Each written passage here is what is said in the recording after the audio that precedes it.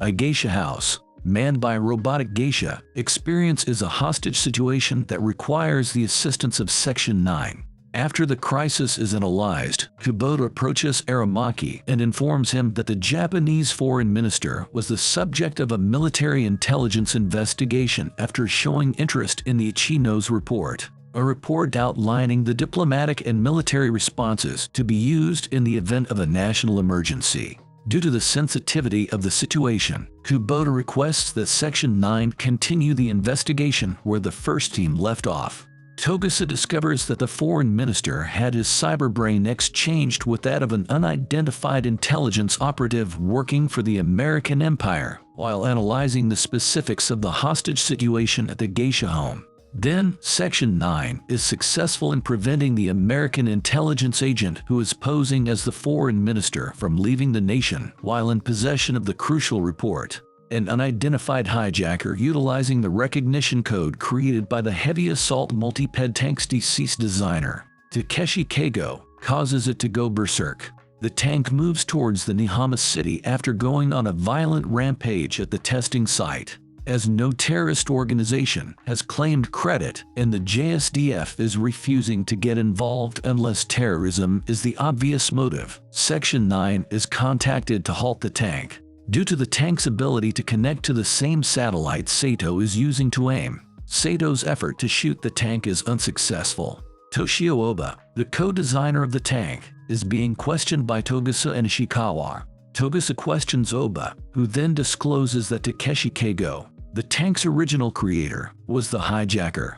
Oba connected Keigo's brain to the tank's AI after he passed away, thereby giving Keigo authority over the tank. Oba goes on to say that Keigo might be seeking revenge on his parents because they forbade him from receiving a cyber body or even a cyber brain because of their religious convictions. Even though Keigo had severe medical issues, Section 9 attempts to stop Keigo before he reaches his parents' house, which is where he is headed. They fail, forcing Section 9 to fight Keigo. In the end, they take down the tank, and Kusanagi shorts out Keigo's brain. The Major realizes, only a fraction of a second before she does, that all Keigo was attempting to do was demonstrate to his parents his new steel body. Section 9 looks into the maker, Genesis Androids, after a string of suicides by androids, to look for any potential misconduct by the manufacturer. Kusanagi and Takako discreetly hack into the factory's database while Aramaki questions the plant manager.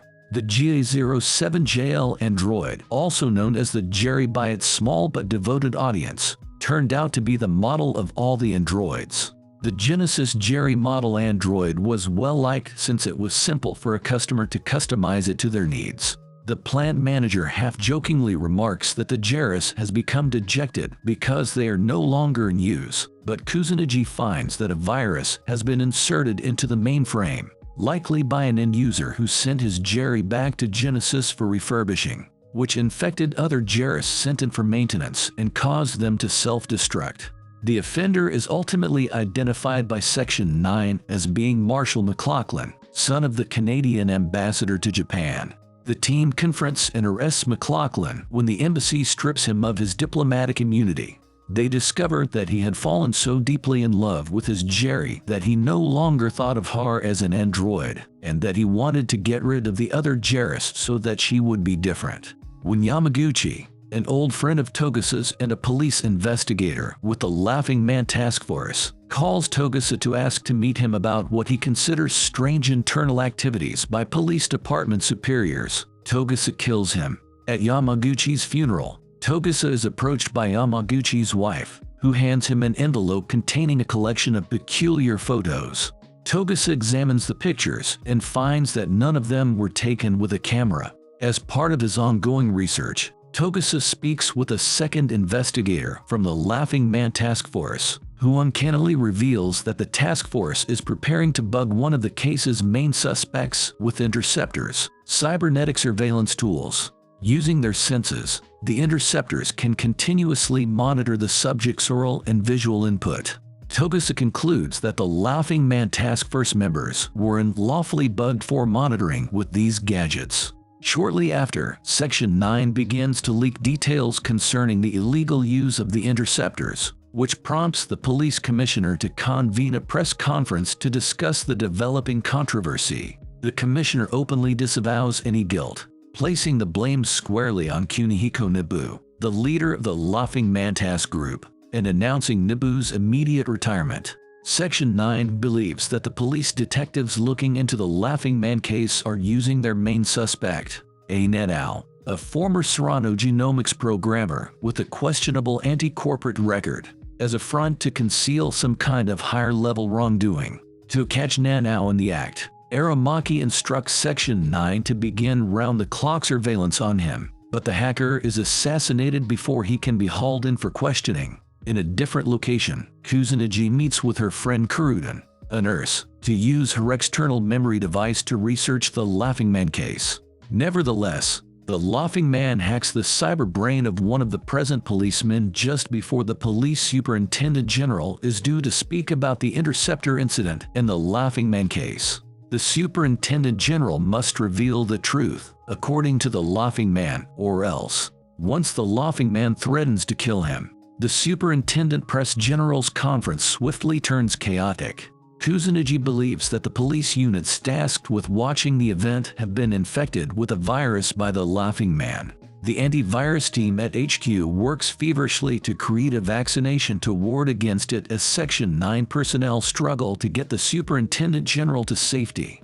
Nevertheless, without any outside influence, random civilians start taking part in the assassination attempt as well. The police are left wondering what led dozens of people with no connection to one another to attempt to kill a single guy after transporting the superintendent general to safety and capturing all the assassins. Aramaki instructs Section 9 to launch their investigation into the Laughing Man case when the immediate threat has been eliminated.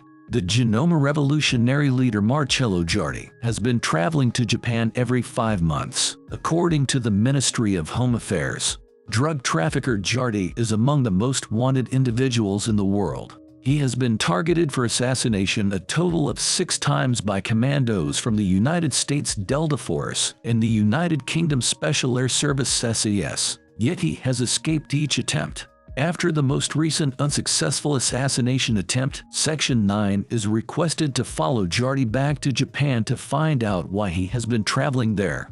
To keep the Genoma government from discovering the death of their national hero, the Yakuza controlling the cloning factory kept releasing copies made by the actual Giardi, who had used a ghost dubbing device to generate dozens of cybernetic clones of himself. Section 9 seizes the building, but does so while allowing the release of a fresh Giardi clone to preserve the status quo around the world. The Major is summoned by Kuruden to the hospital where she works to investigate the origin of a little girl's heart transplant. She was given a heart without the owner's parents' permission. The girl's physicians worried that she would have needed a full cyborg conversion, which brings up unpleasant memories for Kusunoji. Aramaki instructs Section 9 to check into the case for ties between the organs, the company that sold them, and a nearby refugee camp established at an abandoned oil refinery because he thinks the offenders may be connected to a mass kidnapping network. Finally, a group of wealthy medical students is identified as the perpetrators.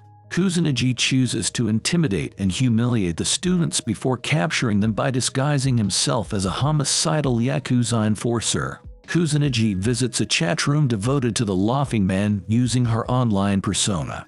Members in the chat room view several pieces of Laughing Man case evidence while exchanging various theories. Kusunoji focuses his attention in the chat area on an older man seated at a table who appears to know more about the Laughing Man incidents than anybody else. Kusunoji and one of the other visitors are abruptly transported out of the chat room, and she briefly encounters the Laughing Man after confronting the man and exchanging information with him.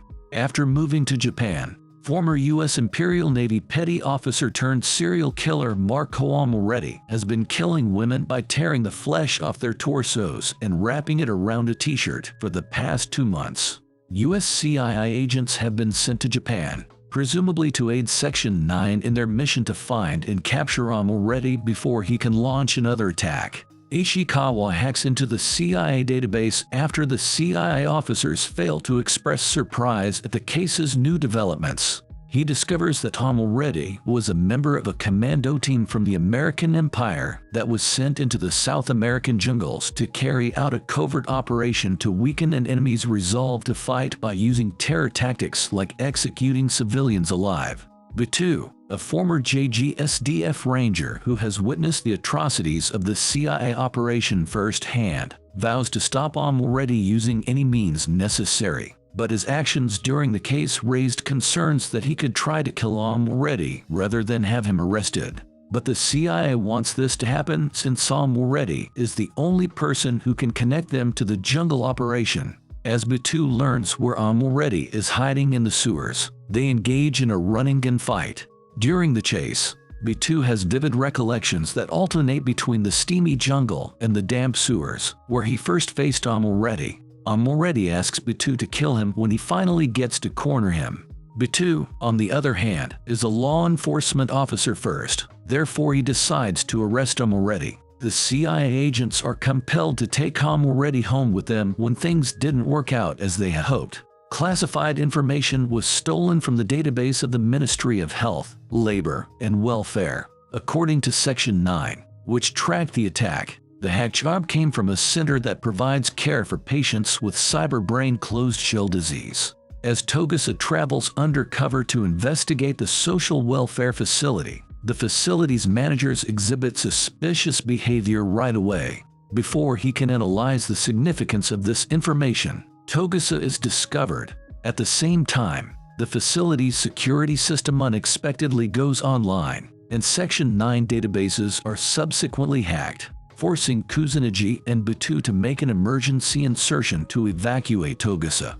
The youngster named Aoi, who appears to have disappeared after the incident with no proof that he was ever a patient at the facility aside from Togusa's testimony, is revealed to be the chief. The others are taken aback when Togusa sketches the notorious Laughing Man emblem instead of drawing Aoi's face from memory. Early in the morning, Batu's Takakoma self-activates and ventures outside to discover its surroundings. The Takakoma comes across Miki, a little girl who is looking for her missing dog, as he wanders the streets of Nihama. The Takakoma decides to assist the girl, and the two of them are successful in locating the dog. The Takakoma discovers a ghost-containing cyber brain that is being sold in a market while on their travels and brings it back to the storage bay. While Section 9 personnel focus on the cyber brain in an effort to learn what the brain contains, technicians at Section 9 start comprehensive experiments to find out why the Takakoma went missing in the first place. Kusanagi offers to look for the missing guy when one of the lab technicians examining the brain links with it and goes missing. While doing so, she discovers the technician viewing a film without a beginning or a finish, which makes her cry. She then engages the movie showing man and philosophical dialogue. The team learns that it was created by a cult-famous, obstinate filmmaker after she departs. If you want to know what happens next, stay tuned for Part 2.